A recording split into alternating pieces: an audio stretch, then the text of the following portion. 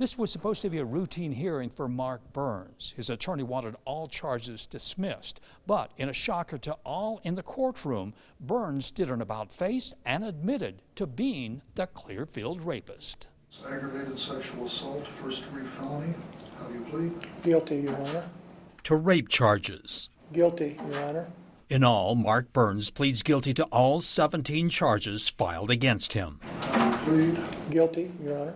It puts to an end nearly 2 decades of searching for the so-called Clearfield rapist. Last September, authorities arrest Burns after family DNA ties him to the cases throughout northern Utah and Wyoming. But just after 6 months, when charges are first filed, Burns no longer wants to fight them. It's not that it was a shock to us. We didn't expect it was going to necessarily happen today, though we did not know today would be that day. Last week, Burns is charged with the 2005 murder of Sue Higgins of Evanston, Wyoming. But he also faces other sex charges, including a cold case in Rock Springs. For retired Detective Lynette Griffith of Rock Springs, who attends today's hearing, the guilty plea offers her redemption. On all these years, when you're retiring, it's like I didn't finish that, so you failed.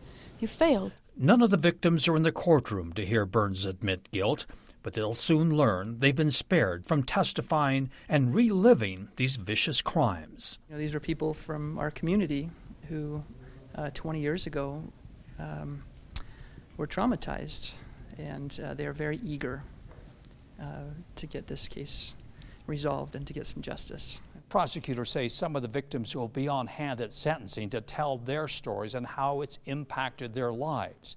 That sentencing for Mark Burns is scheduled for April 6th. For the Justice Files, Marcus Ortiz, ABC4 News.